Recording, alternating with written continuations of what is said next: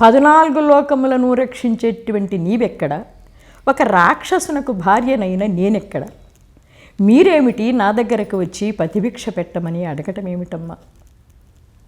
తప్పకుండా నీ భర్త స్వస్వరూపాన్ని దాలుస్తారు అని చెప్పి చేతులు మోడ్చి, నమస్తేస్తు మహామాయే శ్రీపీఠేశ్వర పూజితే శంఖచక్ర గదాహస్తే మహాలక్ష్మీ నమోస్తుతే.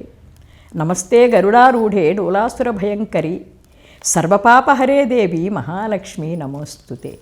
సర్వజ్ఞే సర్వవరదే సర్వదుష్ట భయంకరి సర్వదుఃఖహరే దేవి మహాలక్ష్మీ నమోస్తుతే.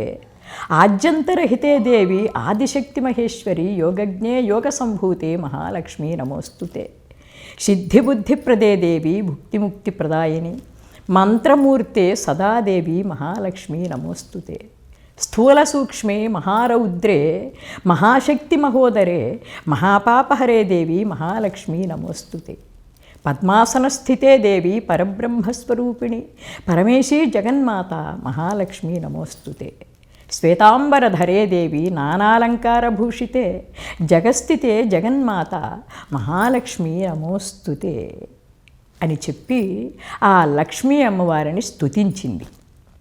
అప్పుడంటుంది, అమ్మా, నేను నా భర్త జలంధరుని యొక్క శిరస్సుతో సహగమనం చేస్తాను.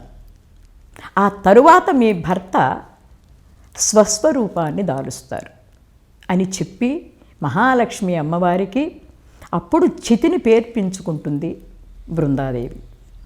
చితిని పేర్పించుకొని ఆ జలంధరుని యొక్క శిరస్సు చేతితో పట్టుకున్నటువంటిదై అప్పుడు అంటుంది, ప్రాణపతి జలంధర, బ్రతికి ఉండగా శయనించి ఎరుగను పాన్పు మీద ఒక్కసారైనా కనీసం మిమ్మల్ని వివాహం చేసుకున్న తరువాత ఒక్కరోజైనా మీతో కలిసి ఏకశయ్య మీద నేను పరుండలేదు. మీకెడబాటై ఇంతవరకు బ్రతికాను.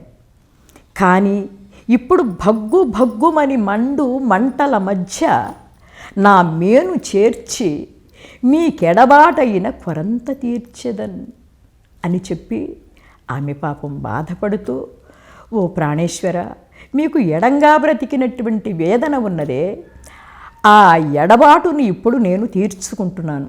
ఎక్కడ అంటే భగ్గు భగ్గుమని మండే మంటల మధ్యలో మీ శిరస్సుతో నా మేను చేర్చి అని చెప్పి ఆ జలంధరుని యొక్క శిరస్సుతో సహా ఆ మంటల మధ్యలో దూకి సహగమనం చేస్తుంది.